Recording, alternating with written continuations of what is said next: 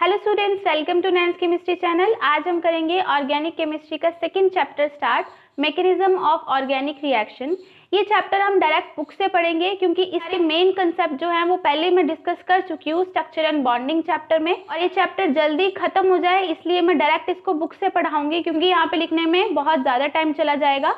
तो आपको इससे पहले जो टॉपिक्स पढ़ने हैं वो है conjugation, resonance and resonating structure कैसे बनाते हैं, इंडक्टिव इफेक्ट के बारे में आपको पता होना चाहिए, electromeric effect and hyper conjugation in carbocation, कार्बेनाइन and free radical. इनके बारे में मैं ऑलरेडी लेक्चर बना चुकी हूँ, स्ट्रक्चर एंड बॉन्डिंग प्लेलिस्ट में आप जाके चेकआउट कर सकते हो। अगर ये आपको टॉपिक्स क्लियर होंगे तभी ये चैप्टर आपको अभी समझ में आएगा क्योंकि मैं डायरेक्ट बुक से पढ़ा। चलिए, हमारा चैप्टर है मैकेनिज्म ऑफ ऑर्गेनिक कंपाउंड्स। इसमें हमने देखना है रिएक्शन की कंप्लीट डिस्क्रिप्शन को, कि मैकेनिज्म कैसे होता है हमारी किसी भी रिएक्शन का, उसमें जो इलेक्ट्रॉन्स होते हैं उसकी मूवमेंट को कैसे शो करेंगे हम, रिएक्टेंट और प्रोडक्ट के बीच में जो इंटरमीडिएट बनता है हमारे रिएक्शन में वो कैसा होता है, उसकी कैरेक्टरिस्टिक्स क्या है, ये सब हमने पढ़ना है। तो हमारा फर्स्ट टॉपिक है इंपॉर्टेंट नोटेशन। इस टाइप के डबल हेडेड एरो को, इसको कर्व्ड एरो नोटेशन भी बोलते हैं। डबल हेडेड एरो को हम तब यूज करते हैं जब हमने टू इलेक्ट्रॉन्स की मूवमेंट को बताना होता है। जैसे यहाँ से ये जो दो इलेक्ट्रॉन है यहाँ पे शिफ्ट हुए हैं तो इसकी मूवमेंट को दिखाने के लिए हम डबल हेडेड एरो का यूज करते हैं रिएक्शन में। इसी टाइप से यहाँ पे हाफ हेडेड एरो भी है। हाफ हेडेड एरो, हमारे डबल हेडेड एरो इस टाइप से था और हमारा हाफ हेडेड एरो एक इलेक्ट्रॉन की मूवमेंट को दिखाता है। दो इलेक्ट्रॉन्स की मूवमेंट को हम इस टाइप से दिखाएंगे और एक इलेक्ट्रॉन की मूवमेंट को सिर्फ हम हाफ हेडेड एरो से दिखाएंगे। जैसे हमारी ये रिएक्शन है, देखिए, ये देखो हमारी ये जो कोवलेंट बॉन्ड बनी हुई है ए और बी के बीच में, कोवलेंट बॉन्ड कैसे बनती है, ये जो दो इलेक्ट्रॉन इन्होंने शेयर किए होंगे, ठीक है। अब हमने एक इलेक्ट्रॉन की मूवमेंट को दिखाना है तो हम कैसे दिखाएंगे, ये एक इलेक्ट्रॉन यहाँ पे जा रहा है, दूसरा इलेक्ट्रॉन यहाँ पे जा रहा है। मतलब जब भी हम सिंगल इलेक्ट्रॉन की मूवमेंट को दिखाना चाहें तो उसको हम हाफ हेडेड एरो से ही दिखाते हैं, ठीक है। और भी यहाँ पे और भी एग्जाम्पल्स दे रखे हैं आपको, ये देखो कि सिंगल इलेक्ट्रॉन की मूवमेंट को दिखाया हुआ है। यहाँ पे ये जो बॉन्ड है जब टूटेगी तो एक इलेक्ट्रॉन इसके पास और एक इलेक्ट्रॉन इसके पास गया है, तो ये मूवमेंट इस टाइप से आप शो कर सकते हो हाफ हेडेड एरो से। नेक्स्ट है double headed arrow. Double headed arrow आपको बताइए, आपने रेजोनेटिंग स्ट्रक्चर्स किए हैं अभी। रेजोनेटिंग स्ट्रक्चर को दिखाने के लिए हम इस डबल हेडेड एरो का यूज करते थे कि ये जो हमारा स्ट्रक्चर है इसमें भी कन्वर्ट हो सकता है और इसमें भी कन्वर्ट हो सकता है। इसका मीनिंग यही होता था ना, जिसको हम कैनोनिकल स्ट्रक्चर्स भी बोलते थे, ठीक है। तो ये हमारा double headed arrow resonating structure को दिखाने के लिए होता है। नेक्स्ट है हमारा nature of fission of covalent bond. अब हमारी ये जो हमारी कोवलेंट बॉन्ड है, इनकी जो क्लीवेज है ये टू टाइप से हो सकती है। फर्स्ट होती है होमोलिटिक क्लीवेज, जिसको हम होमोलिसिस भी बोलते हैं। सेकंड होती है हेट्रोलिटिक क्लीवेज, जिसको हम हेट्रोलिसिस भी बोलते हैं। होमोलिसिस क्लीवेज में होता क्या है, पर्टिकुलरली हमारे जो दोनों इलेक्ट्रॉन्स होते हैं, जैसे ये हमारी बॉन्ड बनी थी कोवलेंट बॉन्ड दो इलेक्ट्रॉन के शेयरिंग से, अब एक इलेक्ट्रॉन चले जाएगा इसके पास और एक इलेक्ट्रॉन चले जाएगा इसके पास। मतलब कि हमारे इलेक्ट्रॉन इक्वली डिवाइड हुए हैं, ठीक है। ऐसा नहीं कि ये दोनों इलेक्ट्रॉन इसके पास चले गए, ये दोनों इलेक्ट्रॉन इसके पास चले गए। अगर हमारे इक्वली डिवाइड हो इलेक्ट्रॉन्स, उसको हम बोलते हैं होमोलिटिक क्लीवेज। इसको हम सिंगल हेडेड एरो से ही दिखाते हैं क्योंकि एक इलेक्ट्रॉन इसके पास गया, एक इलेक्ट्रॉन इसके पास गया। इसकी वजह से हमारे फ्री रेडिकल्स बन जाते हैं। देखो ये वाला इलेक्ट्रॉन यहाँ शिफ्ट हुआ, ए फ्री रेडिकल बन गया, ये इलेक्ट्रॉन यहाँ पे शिफ्ट हुआ तो ये बी फ्री रेडिकल बन गया, ठीक है। होमोलिटिक क्लीवेज में आपको पता लग गया कि हमारे जो इलेक्ट्रॉन्स है इक्वली डिवाइड होते हैं। लेकिन हमारी जो हेट्रोलिटिक क्लीवेज है उसमें क्या होता है, दोनों इलेक्ट्रॉन, ये जो हमारी कोवलेंट बॉन्ड बनी है ना, इलेक्ट्रॉन शेयर किए हैं, दोनों इलेक्ट्रॉन किसी पर्टिकुलर एटम के पास चले जाते हैं। जैसे कि ये दोनों इलेक्ट्रॉन इसके पास चले गए या ये दोनों इलेक्ट्रॉन इसके पास भी जा सकते हैं। ये डिपेंड करता है इलेक्ट्रोनेगेटिविटी पे। जिसकी इलेक्ट्रोनेगेटिविटी ज्यादा होगी ये दोनों इलेक्ट्रॉन उसी की तरफ शिफ्ट करेंगे। इलेक्ट्रोनेगेटिविटी क्या होती है, शेयर पेयर ऑफ इलेक्ट्रॉन को अपनी तरफ अट्रैक्ट करने की टेंडेंसी, ठीक है। तो यहाँ पे अगर मान लो इसकी इलेक्ट्रोनेगेटिविटी ज्यादा है तो ये दोनों इलेक्ट्रॉन चले जाएंगे इसके ऊपर। अगर हमारे बी की इलेक्ट्रोनेगेटिविटी ज्यादा है तो ये दोनों चले जाएंगे इलेक्ट्रॉन इसके ऊपर। मतलब हमारे दोनों इलेक्ट्रॉन एक पर्टिकुलर एटम के ऊपर चले गए हैं, इसको हम हेट्रोलिटिक क्लीवेज बोलेंगे।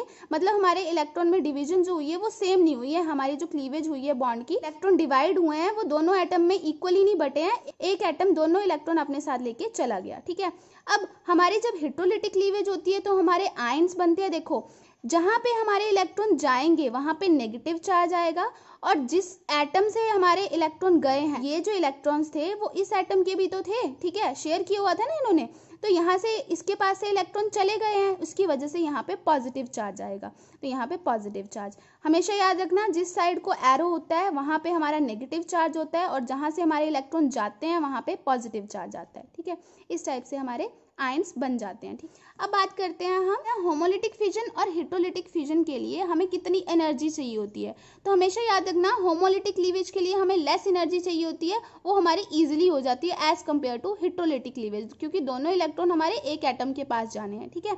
तो यहाँ पे वैल्यूज भी दे रखी हैं। होमोलिटिक क्लीवेज के लिए 351 किलोजूल पर मोल और हेटेरोलिटिक क्लीवेज के लिए 949 किलोजूल पर मोल रिस्पेक्टिवली इस पर्टिकुलर बॉन्ड के लिए तोड़ने के लिए एनर्जी लगी होगी, ठीक है। नेक्स्ट टॉपिक है हमारा रिएक्शन इंटरमीडिएट। अब रिएक्शन इंटरमीडिएट क्या होते हैं? जब हमारे रिएक्टेंट से प्रोडक्ट बनता है, रिएक्टेंट और प्रोडक्ट के बीच में एक हमारी स्पीशीज बनती है जिसको हम इंटरमीडिएट बोलते हैं। अब इन इंटरमीडिएट्स के बारे में पढ़ेंगे हम। ये जो इंटरमीडिएट्स होते हैं ये हाईली अनस्टेबल होते हैं और मोस्ट रिएक्टिव होते हैं। जल्दी से हमारा रिएक्टेंट से प्रोडक्ट तभी बन जाता है। इन स्पीशीज को ना आइसोलेट करना बहुत मुश्किल होता है क्योंकि ये बहुत ज़्यादा रिएक्टिव होती हैं। अभी हम इनके बारे में पढ़ने भी वाले हैं, ठीक है।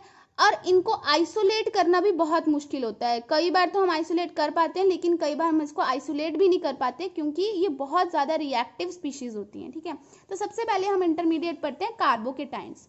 कार्बोकेटाइंस क्या होते हैं मेनली आपको याद रखना है। अगर कार्बन के ऊपर आपको पॉजिटिव चार्ज मिले और उस कार्बन की वैलेंस शेल में हमें सिर्फ 6 इलेक्ट्रॉन्स मिले, जैसे हमारा ये मिथाइल कार्बोकेटाइन है, ठीक है। अब देखो इस कार्बन के ऊपर पॉजिटिव चार्ज, उसकी वैलेंस शेल में कितने इलेक्ट्रॉन है? देखो 1 2 3 4 5 6 इलेक्ट्रॉन। तो इसकी पहचान क्या है? इसके पास 6 इलेक्ट्रॉन होते हैं वैलेंस शेल में और इस कार्बन के पास पॉजिटिव चार्ज होगा, मतलब इसके ऊपर पॉजिटिव चार्ज होगा। और अगर इसकी वैलेंस शेल में 6 इलेक्ट्रॉन हो तो वो हमारा कार्बोकेटाइन होता है। जैसे हमारा ये है मिथाइल कार्बोकेटाइन, ऐसे ही ये हमारा इथाइल कार्बोकेटाइन। यहाँ पे देखो इस कार्बन के ऊपर पॉजिटिव चार्ज और इस कार्बन की वैलेंसी देखो कितनी है, 4 इलेक्ट्रॉन इसके हो गए, 5 6, ठीक है, 6 इलेक्ट्रॉन इन वैलेंस शेल। अब देखते हैं कि हमारे कार्बोकेटाइन बन कैसे सकता है। जैसे कि इसी एग्जाम्पल में देखो ये हमारा टर्शरी ब्यूटाइल ब्रोमाइड था। इसकी इलेक्ट्रोनेगेटिविटी ज़्यादा होने की वजह से ये दोनों इलेक्ट्रॉन अपने पास लेके चला गया बाहर, ठीक है। ये दोनों इलेक्ट्रॉन अपने पास लेके चला गया। देखो यहाँ पे क्या हुई है, हेटेरोलिटिक क्लीवेज हुई है, ठीक है। अब यहाँ पे जहां साइड को हमारा एरो होता है उसी के ऊपर नेगेटिव चार्ज आता है, इलेक्ट्रॉन लेके चला गया ना, ये इसके ऊपर नेगेटिव चार्ज, और ये इलेक्ट्रॉन लेके गया है क्योंकि इसका ये इलेक्ट्रॉन तो अपना था ना, ठीक है, इसका इलेक्ट्रॉन भी लेके चला गया तो उसकी वजह से यहाँ पे पॉजिटिव चार्ज। अब यहाँ पे देखो पॉजिटिव चार्ज, कार्बन के ऊपर क्या है, पॉजिटिव चार्ज है और उसके वैलेंस इलेक्ट्रॉन देखो 1 2 3 4 5 6। तो ये क्या है हमारा कार्बोकेटाइन। तो इस टाइप से हमारा कार्बोकेटाइन बन सकता है। अब ये जो हमारे कार्बोकेटाइन्स होते हैं बहुत ज़्यादा शॉर्ट लिव्ड होते हैं क्योंकि ये हाईली रिएक्टिव होते हैं। अब ये हाईली रिएक्टिव क्यों होते हैं आप खुद सोचो। इसके पास 6 इलेक्ट्रॉन्स हैं और पॉजिटिव चार्ज है, इसका मतलब ये हाईली इलेक्ट्रॉन डेफिशिएंट स्पीशीज है। इलेक्ट्रॉन डेफिशिएंट स्पीशीज क्यों है? क्योंकि इसने अपना ऑक्टेट तो कंप्लीट नहीं किया ना। इसकी वैलेंस शेल में तो 8 इलेक्ट्रॉन होने चाहिए तभी तो ये स्टेबल था। अब यहाँ पे देखो इसके पास 8 इलेक्ट्रॉन थे ना, 1 2 3 4 5 6 7 8, ठीक है, 8 इलेक्ट्रॉन हो गए तभी तो ये स्टेबल स्पीशीज बनेगी, ठीक है। अब ये 8 इलेक्ट्रॉन ना होने की वजह से ये हाईली इलेक्ट्रॉन डेफिशिएंट स्पीशीज है। ऑक्टेट कंप्लीट करने के लिए ये जल्दी रिएक्ट कर जाएगी किसके साथ? अब इसको क्या चाहिए, इलेक्ट्रॉन्स। इसका मतलब ये क्या है, इलेक्ट्रोफाइल। इलेक्ट्रॉन डेफिशिएंट स्पीशीज मतलब ये इलेक्ट्रोफाइल है, इलेक्ट्रॉन लविंग स्पीशीज है। अब कोई भी ऐसी स्पीशीज आएगी जो इलेक्ट्रॉन डोनेट कर सकती होगी तो उससे जल्दी से इलेक्ट्रॉन लेके ये उसके साथ बॉन्ड बना लेगी और ये स्टेबल हो जाएगी हमारी स्पीशीज, ठीक है। तो कार्बोकेटाइन्स हमारे इलेक्ट्रोफाइल होते हैं, इलेक्ट्रॉन डेफिशिएंट स्पीशीज हैं क्योंकि इसके पास 6 ही इलेक्ट्रॉन्स होते हैं, तो ये हमारे इलेक्ट्रॉन डेफिशिएंट स्पीशीज हैं। इसी वजह से ये हाईली रिएक्टिव होते हैं, ठीक है, समझ गए।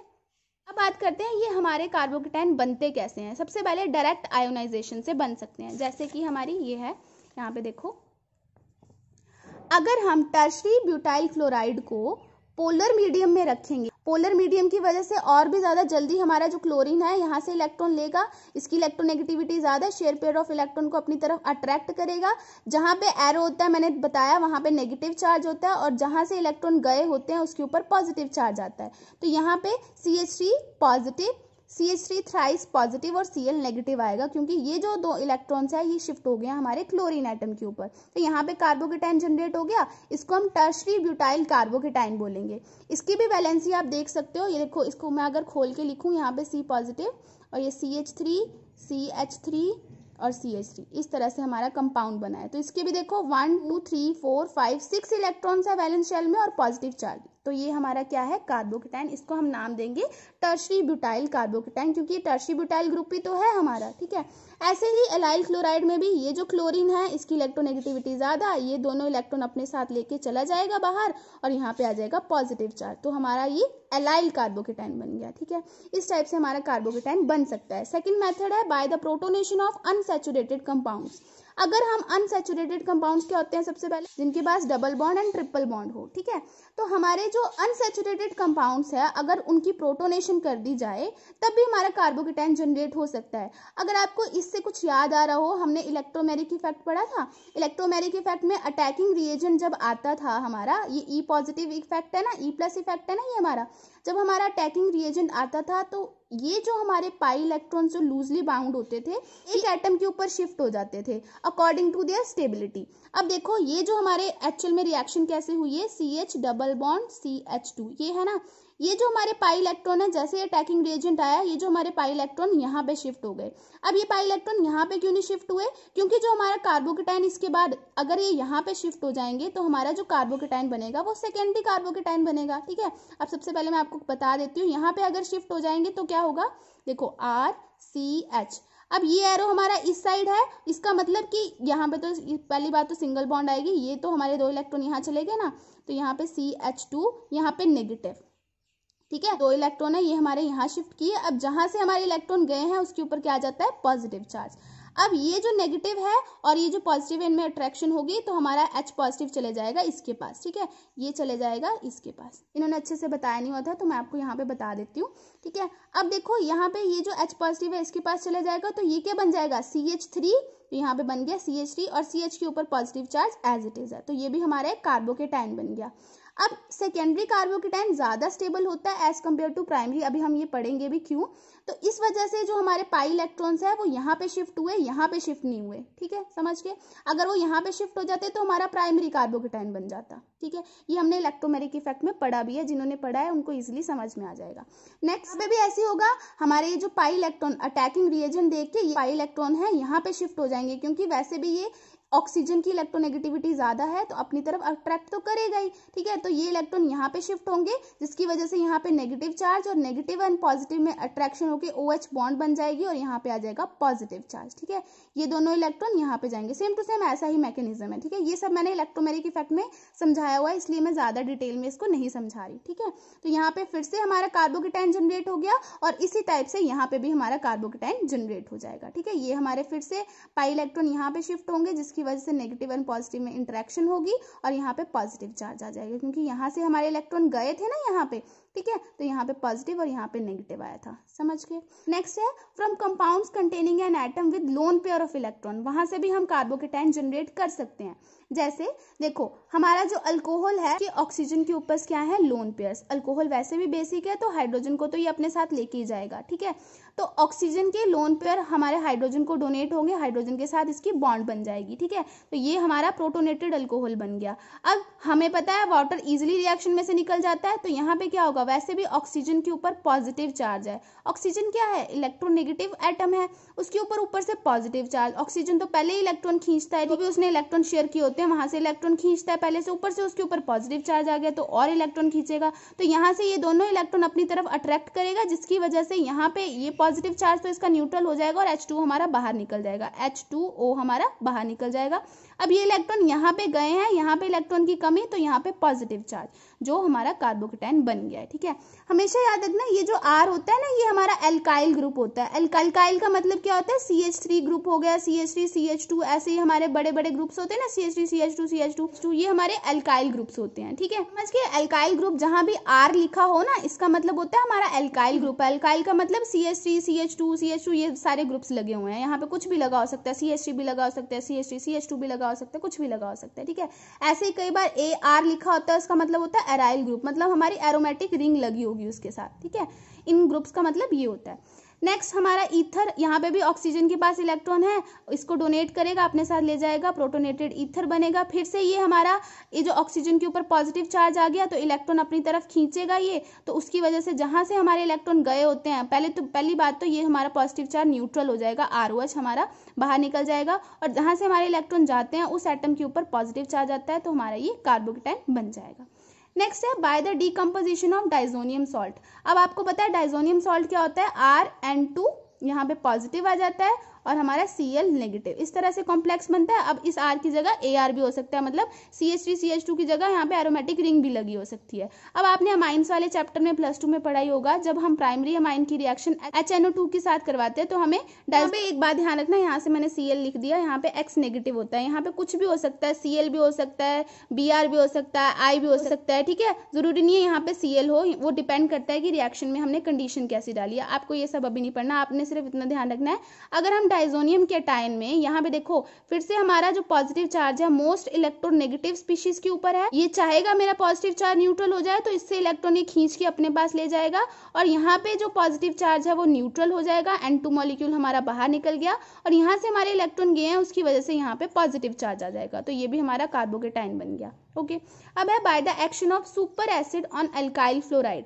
अब यहाँ से आपका सुपर एसिड वाला टॉपिक भी क्लियर हो जाएगा कि आपको 1 मार्क्स में क्वेश्चन आ सकता है, सुपर एसिड्स क्या होते हैं और उसका एग्जांपल लिखो। तो सुपर एसिड हमारे स्ट्रॉन्ग एसिडिक सॉल्यूशंस होते हैं, ये हमारे जैसे हमारा जो SBF5 एंड HI को अगर हम मिक्स कर दे SO2 में या SO2ClF में, तो वो हमारा सुपर एसिड बन जाएगा। क्या करना है आपने, SBF5 को प्लस HI को मिक्स कर देना है, किसमें, SO2 में, या आप इस SO2ClF में मिक्स कर सकते हो। तो ये जो हमारा मिक्सचर बनेगा, ये जो हमारा सोल्यूशन बनेगा, ये सुपर एसिड कहलाएगा, मतलब स्ट्रॉन्ग एसिडिक सोल्यूशन बन जाएगा। ऐसे ही अगर हम SBF5FSO3H को डिसॉल्व करेंगे SO2 या SO2ClF में, तब भी हमारा जो सोल्यूशन बनेगा उसको हम सुपर एसिड बोलेंगे, वो स्ट्रॉन्ग एसिडिक सोल्यूशन होगा। ओके, अब अगर इनकी रिएक्शन करवाएं एल्काइल फ्लोराइड से, मतलब हमारे सुपर एसिड की रिएक्शन करवाएं एल्काइल फ्लोराइड से, तो होगा क्या, फ्लोरीन की इलेक्ट्रोनेगेटिविटी ज्यादा, ये अपने इलेक्ट्रॉन लेके जाएगा, तो ये इसके साथ कंपाउंड बना लेता है SBF5 के साथ। ये जो हमारा फ्लोरीन है ना, इलेक्ट्रॉन लेके चला जाता है और इसके साथ अटैच हो जाता है, ठीक है, तो SBF6 नेगेटिव बन जाएगा और हमारा R पॉजिटिव, हमारा कार्बोकेटाइन फिर से जनरेट हो जाता है। ठीक है, अब बात करते हैं इसके स्ट्रक्चर की, कार्बोकेटाइन के स्ट्रक्चर की। तो ये देखिए हमारे कार्बोकेटाइन का स्ट्रक्चर इस टाइप से होता है। अब यहाँ पे आपने हाइब्रिडाइजेशन कैलकुलेट करनी हो, तो हाइब्रिडाइजेशन के लिए हम क्या करते हैं, सिग्मा बॉन्ड्स कैलकुलेट करते हैं और लोन पेयर कैलकुलेट करते हैं। यहाँ पे देखो कितनी सिग्मा बॉन्ड है, 1 2 3 सिग्मा बॉन्ड, 3 के लिए हमारी हाइब्रिडाइजेशन sp2। अगर आपने हाइब्रिडाइजेशन वाला टॉपिक नहीं देखा है तो प्लीज स्ट्रक्चर एंड बॉन्डिंग में मैंने हाइब्रिडाइजेशन फुल टॉपिक आपको करवा रखा है। आपको इजीली सब चीजें तभी समझ में आएंगी अगर आपने प्रीवियस लेक्चर्स देखे होंगे स्ट्रक्चर एंड बॉन्डिंग के। तो आपको हाइब्रिडाइजेशन देखने के लिए डायरेक्ट आपको क्या करना पड़ता है, सिग्मा बॉन्ड कैलकुलेट करनी पड़ती है। अगर लोन पेयर हो तो लोन पेयर को भी काउंट करना होता है। तो सिग्मा बॉन्ड यहाँ पे सिर्फ 3 है। ये तो हमारा एम्प्टी ऑर्बिटल है ना, p अनहाइब्रिडाइज्ड एम्प्टी ऑर्बिटल है। ये जो सारे ऑर्बिटल्स होंगे, अगर मैं इनको ऐसे ऑर्बिटल की फॉर्म में बनाऊं तो ये सारे हाइब्रिडाइज्ड ऑर्बिटल होंगे, ठीक है, जिन्होंने बॉन्डिंग की होगी। यहाँ पे हाइड्रोजन भी हो सकता है, कुछ भी हो सकता है, ठीक है। और ये जो हमारा ऑर्बिटल होगा ये एम्प्टी होगा और ये अनहाइब्रिडाइज्ड p ऑर्बिटल होगा। ये सब चीजें मैंने अच्छे से समझाई हुई है हाइब्रिडाइजेशन वाले लेक्चर में, तो वहां पे जाके आप देख सकते हो, स्ट्रक्चर एंड बॉन्डिंग प्लेलिस्ट में चेकआउट कर सकते हो, ठीक है।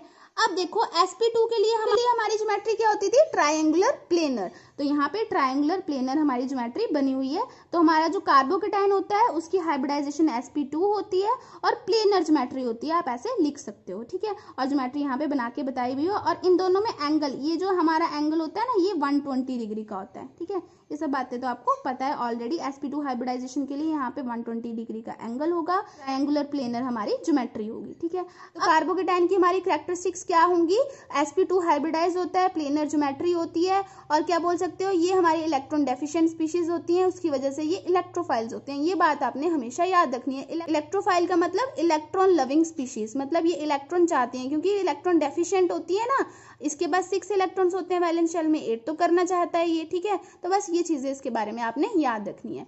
नेक्स्ट है classification of carbocation and their order of stability. अब हम क्लासिफिकेशन करेंगे कार्बोकेटाइन्स की। सबसे पहले अगर जिस कार्बन के ऊपर पॉजिटिव चार्ज है उसके साथ सिर्फ हाइड्रोजन्स लगे हैं, यहाँ पे देखो 3 हाइड्रोजन लगे हैं तो हमें पता है मिथाइल कार्बोकेटाइन बोलेंगे हम इसको। लेकिन जिस कार्बन के ऊपर पॉजिटिव चार्ज है उसके साथ डायरेक्टली एक कार्बन अटैच हो, ठीक है, जिस कार्बन के ऊपर पॉजिटिव चार्ज है उसके साथ डायरेक्टली एक कार्बन अटैच हो तो उसको हम प्राइमरी कार्बोकेटाइन बोलते हैं। अगर जिस कार्बन के ऊपर पॉजिटिव चार्ज है उससे डायरेक्टली 2 कार्बन अटैच हो तो उसको हम सेकेंडरी कार्बोकेटाइन बोलते हैं। अगर पॉजिटिव वाले कार्बन के साथ 3 कार्बन डायरेक्टली अटैच हो, हमेशा याद रखना डायरेक्टली अटैच वाले देखने हमने, डायरेक्टली अटैच यहाँ पे 3 है तो उसको हम टर्शरी कार्बोकेटाइन बोलते हैं, ठीक है। अब इनका नाम भी आप ऐसे लिख सकते हो, हमें पता है ये मिथाइल ग्रुप है तो इसको मिथाइल कार्बोकेटाइन, ये कौन सा मिथ इथ इथाइल ग्रुप है तो इथाइल कार्बोकेटाइन, ये हमारा आइसोप्रोपाइल ग्रुप है तो इसको आइसोप्रोपाइल कार्बोकेटाइन बोलेंगे, और ये हमारा टर्शरी ब्यूटाइल ग्रुप है तो इसको टर्शरी ब्यूटाइल कार्बोकेटाइन बोलेंगे। अब अगर इसकी स्टेबिलिटी की बात करें तो हमारा जो टर्शरी कार्बोकेटाइन हो सबसे ज्यादा स्टेबल होता है, फिर सेकेंडरी, फिर प्राइमरी और एंड में हमारा मिथाइल कार्बोकेटाइन। अब ये क्यों होता है, सबसे पहले इसको हम एक्सप्लेन कर सकते हैं इंडक्टिव इफेक्ट से, ठीक है। यहाँ पे देखो इंडक्टिव इफेक्ट, अगर हम बात करें टर्शरी कार्बोकेटाइन की, ये आर ग्रुप मैंने बोला ना, ये सारे क्या होते हैं हमारे एल्काइल ग्रुप्स, है ना, CH3 CH2 ये सब हो सकते हैं यहाँ पे। अब हमें पता है एल्काइल ग्रुप कौन सा इफेक्ट शो करते हैं, प्लस आई इफेक्ट शो करते हैं।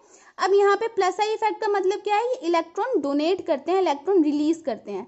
अब आप पहले तो बात याद रखो, यहाँ पे पॉजिटिव चार्ज है, अब यहाँ से इलेक्ट्रॉन रिलीज हो रहे हैं, उसकी वजह से ये पॉजिटिव चार्ज डिस्पर्स हो रहा है ना, या इस टाइप से याद रख सकते हो कि ये जो पॉजिटिव चार्ज है थोड़ा खत्म हो रहा है, ठीक है। इलेक्ट्रॉन रिलीजिंग ग्रुप लगे हैं, यहाँ पे इलेक्ट्रॉन इसको डोनेट कर रहे हैं, ये है ना, इस पॉजिटिव चार्ज को एक तरह से थोड़ा थोड़ा खत्म कर रहे हैं, स्टेबलाइज कर रहे हैं, ऐसे समझ सकते हो, पॉजिटिव चार्ज को थोड़ा स्टेबलाइज कर स्टेबल कर रहे हैं पॉजिटिव चार्ज को, ठीक है। तो हमारे इलेक्ट्रॉन रिलीजिंग ग्रुप जितने ज्यादा लगे होंगे हमारा पॉजिटिव चार्ज उतना ज्यादा स्टेबलाइज होगा, मतलब उतना ज्यादा डिस्पर्स होगा। जब आपने पेपर में लिखना है तो आपने डिस्पर्स वर्ड जरूर लिखना है, ठीक है। हमारा पॉजिटिव चार्ज उतना ज्यादा डिस्पर्स होगा, उसकी स्टेबिलिटी उतनी ज्यादा बढ़ेगी, ठीक है। सेकेंड, हमारा सेकेंडरी कार्बोकेटाइन देखो, सिर्फ 2 ही अल्काइल ग्रुप लगे होने की वजह से ये जो पॉजिटिव चार्ज है हमारा, इससे तो कम स्टेबलाइज ही हो रहा है ना, यहाँ पे 3 ग्रुप इस पॉजिटिव चार्ज को स्टेबलाइज कर रहे हैं, यहाँ पे सिर्फ 2 ग्रुप्स हैं जो इसको स्टेबलाइज कर रहे हैं। ऐसे ही प्राइमरी में हमारे सिर्फ एक ही ग्रुप है जो इस पॉजिटिव चार्ज को स्टेबलाइज कर रहा है, डिस्पर्स कर रहा है, ठीक है। और यहाँ पे कोई भी ग्रुप ना होने की वजह से इसकी स्टेबिलिटी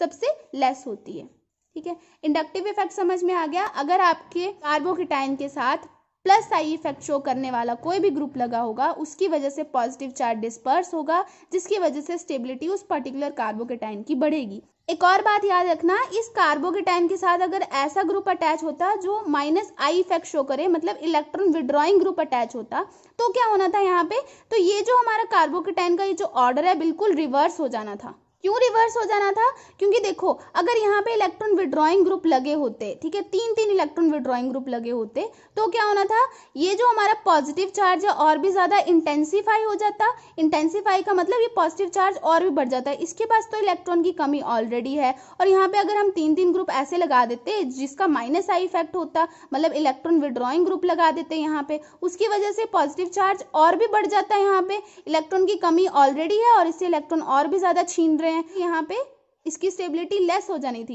इसलिए स्टेबिलिटी ऑर्डर बिल्कुल ऑपोजिट हो जाना था, ठीक है। तो याद रखना इन कंसेप्ट्स को, ये मैंने इंडक्टिव इफेक्ट में वैसे समझाया भी हुआ है आपको, तो इस टाइप से आप इसकी स्टेबिलिटी को एक्सप्लेन कर सकते हो। नेक्स्ट आप देखो, हाइपर कंजुगेशन से भी आप इसकी स्टेबिलिटी को एक्सप्लेन कर सकते हो। अब हाइपर कंजुगेशन के ऊपर पूरे टॉपिक के ऊपर मैंने वीडियो बनाई हुई है। हाइपर कंजुगेशन क्या होती है, कार्बोकेटाइन्स में कैसे होती है, कार्बो एनाइंस में कैसे होती है और फ्री रेडिकल्स में कैसे होती है, इस सब चीजों को मैंने अच्छे से एक्सप्लेन किया हुआ है, वो वीडियो आप जरूर देख लेना, तभी आपको चीजें समझ में आएंगी। अभी मैं यहाँ पे आपको डायरेक्ट जल्दी से बता देती हूँ।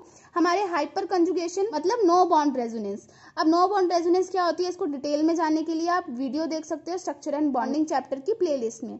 अब देखो, हमें यहाँ पे पता है हाइपर कंजुगेटिव स्ट्रक्चर जितने ज्यादा बनते थे हमारी स्टेबिलिटी उतनी ज्यादा होती थी। तो हमें कैसे पता चलता था कि हाइपर कंजुगेटिव स्ट्रक्चर कितने बनने हैं, अल्फा हाइड्रोजन से। अब यहाँ पे देखो, हमारे जो ये इन्होंने प्राइमरी कार्बोकेटाइन बनाया है, इन्होंने खोल के लिख दिया है CH3 ग्रुप को, ठीक है। तो जिस कार्बन के ऊपर पॉजिटिव चार्ज है, ठीक है, इस कार्बन के ऊपर पॉजिटिव चार्ज है, इसके साथ जो कार्बन अटैच है वो कौन सा कार्बन हुआ, अल्फा कार्बन, ठीक है। और उसके साथ जितने भी हाइड्रोजन अटैच हैं वो अल्फा हाइड्रोजन। और जितने अल्फा हाइड्रोजन्स होते थे उतने ही हमारे हाइपर कॉन्जुगेटिव स्ट्रक्चर्स बनते थे या नो बॉन्ड रेजोनेटिंग स्ट्रक्चर्स बनते थे। ठीक है, अगर किसी को ये स्ट्रक्चर्स नहीं बनाने आते तो आप उस वीडियो में देख सकते हो, डिटेल में बताया हुआ है। अब देखो यहाँ पे कितने हाइपर कॉन्जुगेटिव स्ट्रक्चर बन सकते हैं। इसके पास 3 अल्फा हाइड्रोजन्स हैं, तो यहाँ पे 3 अल्फा हाइड्रोजन होने की वजह से 3 हाइपर कॉन्जुगेटिव स्ट्रक्चर बन सकते हैं। अगर सेकेंडरी कार्बोकेटाइन की बात करें तो ये हमारा है पॉजिटिव चार्ज, इससे डायरेक्टली अटैच 2 है हमारे कार्बन, तो हमारे हाइड्रोजन्स कितने हो गए 1 2 3 4 5 6। इसके पास 6 अल्फा हाइड्रोजन्स हैं। 6 अल्फा हाइड्रोजन होने की वजह से यहाँ पे 6 हाइपर कॉन्जुगेटिव स्ट्रक्चर बनेंगे। अब टर्शियरी कार्बोकेटाइन में देखते हैं, ये हमारा कार्बन जिसके ऊपर पॉजिटिव चार्ज, इससे डायरेक्टली कितने कार्बन अटैच है 1 2 3, और उनके पास हाइड्रोजन कितने हैं 3 6 एंड 9। यहाँ पे 9 अल्फा हाइड्रोजन है। तो अब खुद सोचो, जितने ज्यादा हाइपर कॉन्जुगेटिव स्ट्रक्चर होते हैं उतनी ज्यादा उस पर्टिकुलर कंपाउंड की स्टेबिलिटी होती है। तो कार्बोकेटाइन की स्टेबिलिटी को भी हम हाइपर कंजुगेशन से ऐसे ही एक्सप्लेन करेंगे कि टर्शियरी कार्बोकेटाइन में हमारे 9 अल्फा हाइड्रोजन होने की वजह से 9 नो बॉन्ड रेजोनेटिंग स्ट्रक्चर बनेंगे, इसलिए ये सबसे ज्यादा स्टेबल है। और सेकेंडरी में 6 अल्फा हाइड्रोजन है, 6 हाइपर कंजुगेटिव स्ट्रक्चर बनेंगे, इसलिए ये इससे लेस स्टेबल है और सबसे लेस स्टेबल ये है। और हमारा मिथाइल कार्बोकेटाइन है, वहां पे तो कोई भी अल्फा हाइड्रोजन ना होने की वजह से कोई रेजोनेटिंग स्ट्रक्चर नहीं बनेगा, कोई भी नो बॉन्ड रेजोनेटिंग स्ट्रक्चर नहीं बनने की वजह से स्टेबिलिटी उसकी सबसे लेस होती है। ठीक है, तो आप इसको इस टाइप से एक्सप्लेन कर सकते हो। नेक्स्ट हम देखते हैं conjugation of positive charge with a double bond या रेजोनेंस स्टेबलाइजेशन। हमारे जो कार्बोकेटाइन है वो रेजोनेंस स्टेबलाइज भी होते हैं। आपको यहाँ से क्वेश्चन भी बन के आ सकता है कि हमारे एलाइल केटाइन और बेंजाइल कार्बोकेटाइन, हमारे एलाइल कार्बोकेटाइन और बेंजाइल कार्बोकेटाइन में से कौन सबसे ज्यादा स्टेबल है। ठीक है, यहाँ से आपको ऐसे क्वेश्चन भी आ सकता है। अब देखो, मैंने आपको बोला था रेजोनेंस कहाँ पे होती है, जहाँ पे कंजुगेशन होती है। अब एलाइल कार्बोकेटाइन में यहाँ पे देखो, यहाँ पे positive charge, single bond, double bond, यहाँ पे क्या है कंजुगेशन। अगर किसी को ये सब चीजें समझ में नहीं आ रही है तो कंजुगेशन के ऊपर भी पूरा एक डिटेल लेक्चर है, आप उसको देख सकते हो। अब यहाँ पे देखो, ये जो डबल बॉन्ड है, सिंगल बॉन्ड है, पॉजिटिव, यहाँ पे कंजुगेशन है, मतलब यहाँ पे रेजोनेंस हो सकती है। हमारे पाई इलेक्ट्रॉन्स है यहाँ पे शिफ्ट होंगे, उसकी वजह से ये पॉजिटिव चार्ज न्यूट्रल हो जाएगा, लेकिन जहां से हमारे इलेक्ट्रॉन गए हैं वहां पे आ जाएगा पॉजिटिव चार्ज। ठीक है, ये रेजोनेटिंग स्ट्रक्चर तो आपको बनाने आते हैं ना, ये मैंने आपको ऑलरेडी सिखाए हुए हैं। ठीक है, तो यहाँ पे देखो सिर्फ 2 ही रेजोनेटिंग स्ट्रक्चर बन सकते हैं। ये बॉन्ड यहाँ पे शिफ्ट हुई तो यहाँ पे डबल बॉन्ड। अब ये पॉजिटिव चार्ज तो न्यूट्रल हो गया इस बॉन्ड के आने की वजह से, लेकिन यहाँ पे से तो इलेक्ट्रॉन चले गए ना, जिसकी वजह से यहाँ पे पॉजिटिव चार्ज आया। ठीक है, तो एलाइल कार्बोकेटाइन में सिर्फ 2 ही रेजोनेटिंग स्ट्रक्चर बनेंगे, जिसकी वजह से जो पॉजिटिव चार्ज है ना, सिर्फ 2 ही कार्बन के ऊपर डिस्पर्स हो रहा है। ठीक है, ये ज्यादा डिस्पर्शन नहीं हो रही है इसकी, और पॉजिटिव चार्ज जितना ज्यादा डिस्पर्स होगा उतनी ही ज्यादा तो स्टेबिलिटी बढ़ेगी। यहाँ पे हाइपर कंजुगेटिव स्ट्रक्चर में भी तो हमारा पॉजिटिव चार्ज ज्यादा डिस्पर्स हो रहा था, जितने ज्यादा हमारे स्ट्रक्चर बनेंगे उतने ज्यादा डिस्पर्शन होगी, उसकी वजह से तो स्टेबिलिटी बढ़ रही थी। यहाँ पे भी ऐसी है, हमारे 2 ही स्ट्रक्चर बन रहे हैं तो इसका मतलब 2 ही कार्बन के ऊपर हमारे पॉजिटिव चार्ज डिस्पर्स हो रहा है, जिसकी वजह से यहाँ पे जो स्टेबिलिटी है as compare to benzyl carbocation less होगी। क्यों? बेंजाइल कार्बोकेटाइन में देखो कितने रेजोनेटिंग स्ट्रक्चर बन गए हमारे, 1 2 3 4 रेजोनेटिंग स्ट्रक्चर बन गए हमारे, जिसकी वजह से इसकी stability as compare to benzyl carbocation तो ज्यादा ही होगी। ठीक है, हमारा पॉजिटिव चार्ज ज्यादा कार्बन के ऊपर हमारा डिस्पर्स हो रहा है, देखो ज्यादा कार्बन के ऊपर डिस्पर्स हो रहा है। अगर किसी को रेजोनेटिंग स्ट्रक्चर बनाने नहीं आते तो प्लीज उन वीडियोस को देख लीजिएगा। ठीक है, अब यहाँ पे क्वेश्चन आपको ऐसे आएगा कि हमारा एलाइल कार्बोकेटाइन और बेंजाइल कार्बोकेटाइन में कौन ज्यादा स्टेबल है, तो आप सीधा आंसर यही लिखोगे। हमारे जो एलाइल कार्बोकेटाइन है उसमें इतने स्ट्रक्चर्स बनते हैं, स्ट्रक्चर बना के बता दोगे, और बेंजाइल कार्बोकेटाइन में इतने रेजोनेटिंग स्ट्रक्चर बनने की वजह से जितने ज्यादा रेजोनेटिंग स्ट्रक्चर होते हैं उतनी ज्यादा स्टेबिलिटी होती है, और पॉजिटिव चार्ज उतना ही डिस्पर्स होगा। हमारा बेंजाइल कार्बोकेटाइन ज्यादा स्टेबल है। ऐसे ही हमारा डाइफिनाइल मिथाइल कार्बोकेटाइन की बात करें, ये हमारा डाइफिनाइल मिथाइल कार्बोकेटाइन है ना, ठीक है, इसकी स्टेबिलिटी इन दोनों से भी ज्यादा होगी। ठीक है, ये भी आपको क्वेश्चन पूछ सकते हैं। ठीक है, या तो ऑर्डर पूछ सकते हैं या क्वेश्चन में भी आ सकता है, कैसे मर्जी आ सकता है आपको क्वेश्चन ये। ठीक है, चलिए देखिए, अब यहाँ पे ये जो पॉजिटिव चार्ज है इस पूरी रिंग के ऊपर भी डिस्पर्स हो सकता है, इसके ऊपर भी डिस्पर्स हो सकता है, तो यहाँ पे डिस्पर्शन ज्यादा तो स्टेबिलिटी और भी ज्यादा। रेजोनेटिंग स्ट्रक्चर बना के आप बता सकते हो आप। ठीक है, ये रेजोनेटिंग स्ट्रक्चर बनाए हुए हैं, अगर आपको ज्यादा मार्क्स में क्वेश्चन आएगा तो आप रेजोनेटिंग स्ट्रक्चर बना के दिखा सकते हो कि यहाँ पे रेजोनेटिंग स्ट्रक्चर ज्यादा बन रहे हैं, और जितने ज्यादा रेजोनेटिंग स्ट्रक्चर होते हैं उस पर्टिकुलर कंपाउंड की स्टेबिलिटी उतनी ही ज्यादा होती है। ऐसे देखो हमारा ट्राइफिनाइल कार्बोकेटाइन, देखो है ना, ये पॉजिटिव चार्ज अब 3 रिंग्स उसके ऊपर डिस्पर्स हो सकता है, क्योंकि रेजोनेटिंग स्ट्रक्चर बन सकते हैं ना हमारे। देखो हमारे इतने सारे रेजोनेटिंग स्ट्रक्चर बनेंगे 6, और इसके बाद भी और 6 रेजोनेटिंग स्ट्रक्चर बन सकते हैं अभी हमारे, ठीक है। एक ही इन्होंने बेंजीन के ऊपर करके बताया हुआ है, ऐसे ही सेकंड और थर्ड में भी बन सकते हैं, ठीक है। रेजोनेटिंग स्ट्रक्चर जितने ज्यादा, स्टेबिलिटी उतनी ज्यादा। तो इन क्वेश्चन को आप ऐसे एक्सप्लेन कर सकते हो। याद रखना, जो हमारे ट्राइफिनाइल कार्बोकेटाइन होते हैं वो सबसे ज़्यादा स्टेबल होते हैं, उसके बाद डाइफिनाइल मिथाइल कार्बोकेटाइन, फिर हमारे बेंजाइल कार्बोकेटाइन और सबसे लेस स्टेबल एलाइल कार्बोकेटाइन। हमारा effect of substituent on the stability of benzyl carbocation. हमारा ये बेंजाइल कार्बोकेटाइन है, अगर इसके साथ हम ऐसा कोई ग्रुप अटैच कर दें जो प्लस आई इफेक्ट शो करता हो, प्लस आई इफेक्ट का मतलब इलेक्ट्रॉन रिलीज करेगा, उसकी वजह से यहाँ पे जो पॉजिटिव चार्ज ये थोड़ा सा डिस्पर्स हो जाएगा।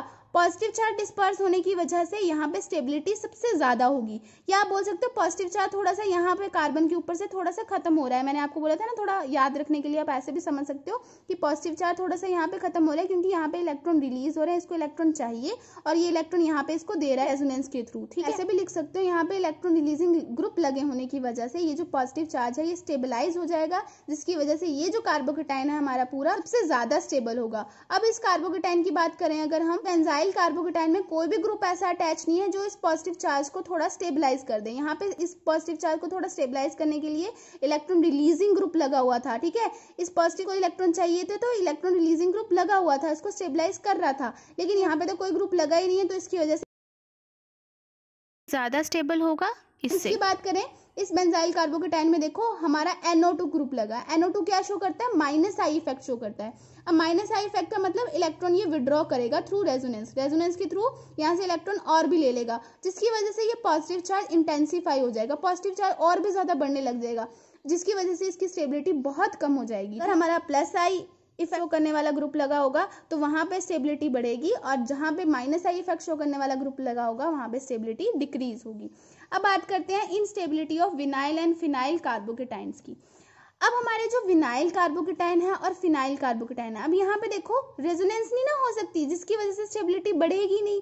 देखो हमारे रेजोनेंस के लिए कंजुगेशन होना जरूरी है। कंजुगेशन क्या होती है? डबल बॉन्ड हो, सिंगल बॉन्ड हो, या डबल बॉन्ड हो, या डबल बॉन्ड हो, सिंगल हो, या हमारा पॉजिटिव चार्ज हो, या डबल सिंगल नेगेटिव चार्ज हो, ठीक है। इस टाइप से हमारी कंजुगेशन होती है। अब यहाँ पे देखो डबल बॉन्ड और पॉजिटिव चार्ज तो परपेंडिकुलर है एक दूसरे से, ठीक है। यहाँ पे कोई सिंगल बॉन्ड बीच में आए नहीं, अल्टरनेट पोजीशन पे तो ये आए नहीं, जिसकी वजह से ये रेजोनेंस में पार्टिसिपेट कर ही नहीं सकते, जिसकी वजह से हाईली अनस्टेबल हो जाएंगे ये। ऐसे ही हमारे फिनाइल में भी यहाँ पे भी रेजोनेंस नहीं हो सकती, क्योंकि directly positive charge phenyl group के ऊपर ही है, ठीक है। तो यहाँ पे भी रेजोनेंस स्टेबलाइज ना होने की वजह से, रेजोनेंस में पार्टिसिपेट ना करने की वजह से ये जो हमारे दो vinyl carbocation and phenyl carbocation होते हैं ये हाईली अनस्टेबल स्पीशीज होती हैं, ठीक है। बात करते हैं कि हम स्टेबिलिटी और कैसे देख सकते हैं। ये तो हमने कंसेप्ट लगा के आपको बता दिया, लेकिन experimentally bond dissociation energy values को कैलकुलेट करके जो हमारे स्टेबिलिटी ऑर्डर आया है वो ये आपको याद रखना है, ये आपको बहुत काम आने वाला है अभी, क्योंकि जितने भी स्टेबिलिटी वाले क्वेश्चंस हैं वो इस ऑर्डर से आपके निकल सकते हैं। अगर आपसे पूछे tertiary butyl and benzyl carbocation में से, tertiary butyl carbocation and benzyl carbocation में से कौन ज्यादा स्टेबल है, तो आप ऑर्डर अगर आपको पता होगा आप डायरेक्टली आंसर दे सकते हो कि इन दोनों में से कौन ज्यादा स्टेबल है। तो ये ऑर्डर आपको एज इट इज याद रखना पड़ेगा, इसको आप नोट डाउन कर लीजिए, ठीक है। Tertiary butyl carbocation, benzyl carbocation, isopropyl carbocation, फिर आता है एलाइल, फिर आता है एन प्रोपाइल, फिर ethyl, vinyl, phenyl and methyl carbocation. करते हैं रीअरेंजमेंट ऑफ कार्बोकेटाइन 1-2 शिफ्ट। अब हमारे जो कार्बोकेटाइन्स होते हैं रीअरेंजमेंट शो करते हैं स्टेबिलिटी गेन करने के लिए, जिसको हम 1-2 शिफ्ट भी बोलते हैं, ठीक है। अगर हमारा हाइड्रोजन शिफ्ट हो रहा होगा तो उसको हम 1-2 हाइड्राइड शिफ्ट बोलते हैं। अगर हमारा एल्काइल ग्रुप मतलब CH3 CH2 कुछ भी, ठीक है, हमारा ग्रुप शिफ्ट हो रहा होगा तो उसको 1-2 एल्काइल शिफ्ट बोलते हैं। सबसे पहले हाइड्राइड शिफ्ट देख लेते हैं। ये देखो ये जो हमारा कार्बोकेटाइन है ये कौन सा है? देखो कार्बन के ऊपर पॉजिटिव चार्ज, इससे डायरेक्टली सिर्फ एक ही कार्बन अटैच है, तो ये हमारा प्राइमरी कार्बोकेटाइन है। अब हमें पता है जो सेकेंडरी कार्बोकेटाइन्स होते हैं वो प्राइमरी कार्बोकेटाइन से ज्यादा स्टेबल होते हैं। इसकी वजह से ये कार्बोकेटाइन क्या करता है, इसके पास देखो इसके साथ वाले कार्बन के पास हाइड्रोजन हाइड्रोजन क्या करता है, अपने इलेक्ट्रॉन्स लेके इस कार्बन के पास चला जाता है। अब जहाँ पे जाएगा उसका पॉजिटिव चार्ज तो न्यूट्रल हो गया, लेकिन यहाँ पे क्या आ जाएगा पॉजिटिव चार्ज, क्योंकि ये दोनों इलेक्ट्रॉन अपने साथ लेके चला गया ना, हाइड्रोजन ये दोनों इलेक्ट्रॉन अपने साथ लेके चला गया, जिसकी वजह से यहाँ पे पॉजिटिव चार्ज और इसका पॉजिटिव चार्ज न्यूट्रल हो जाएगा। देखो यहाँ पे CH3 बन गया, CH2 था, ये हाइड्रोजन इसके पास गया तो CH3 बन गया, ठीक है, और ये इलेक्ट्रॉन लेके गया था तो इसकी वजह से यहाँ पे पॉजिटिव चार्ज। अब ये कौन सा कार्बोकेटाइन बन गया, सेकेंडरी कार्बोकेटाइन। ये ज्यादा स्टेबल होता है एज कम्पेयर टू प्राइमरी, इसलिए ये रीअरेंजमेंट कर लेते हैं हमारे कार्बोकेटाइन्स, ठीक है। अब मिथाइल शिफ्ट भी ऐसी होगी, ये देखो हमारा नियोपेंटाइल कार्बोकेटाइन है ये, ठीक है। अब यहाँ पे देखो ये जो कार्बोकेटाइन है कौन सा है, ये जो पॉजिटिव चार्ज है कार्बन के ऊपर, इससे डायरेक्टली सिर्फ एक ही कार्बन अटैच है। ये जो पॉजिटिव चार्ज है ना हमारे कार्बन के ऊपर, इस कार्बन से डायरेक्टली सिर्फ एक ही कार्बन अटैच होने की वजह से ये प्राइमरी कार्बोकेटाइन है। अब क्या होगा, हमारा ये जो पूरा एल्काइल ग्रुप है ये इसके पास शिफ्ट हो जाएगा, दोनों इलेक्ट्रॉन्स लेके ना इसके पास शिफ्ट हो जाएगा, ठीक है, ये दोनों इलेक्ट्रॉन लेके इसके पास शिफ्ट हो जाएगा, जिसकी वजह से यहाँ पे तो पॉजिटिव चार्ज आ जाएगा और यहाँ पे CH2 था और CH3 इसके साथ लग जाएगा, ठीक है। ये हमारा बन गया टर्शियरी कार्बोकेटाइन। अब ये टर्शियरी कार्बोकेटाइन कैसे, देखो पॉजिटिव चार्ज जिस कार्बन पे है उससे डायरेक्टली कितने कार्बन अटैच हो गए, 1 2 3। तो प्राइमरी कार्बोकेटाइन लेस स्टेबल होता है और टर्शियरी कार्बोकेटाइन मोर स्टेबल होता है। तो स्टेबिलिटी गेन करने के लिए कार्बोकेटाइन हमारे ये प्रॉपर्टी शो करते हैं रीअरेंजमेंट की। तो आज के लिए हम इतना करते हैं। नेक्स्ट हम कार्बेनाइन और फ्री रेडिकल्स के बारे में कंप्लीट डिस्कशन करेंगे। लेक्चर आपको कैसा लगा, आपको समझ में आया या नहीं आया, ये सब आप कमेंट बॉक्स में हर एक बच्चा जरूर लिखना कि ऐसे पढ़ाया हुआ आपको समझ में आया है या नहीं आया है। मैंने इसलिए आपको ऐसे पढ़ाया ताकि ये चैप्टर जल्दी से खत्म हो जाए, लिखने में यहाँ पे टाइम वेस्ट ना हो। कि ये कंसेप्ट ऑलरेडी क्लियर थे इसलिए ये चैप्टर मैंने ऐसे बनाया। तो कमेंट सेक्शन में प्लीज कमेंट जरूर करना कि ऐसा पढ़ाया हुआ आपको समझ में आ रहा है या नहीं आ रहा है।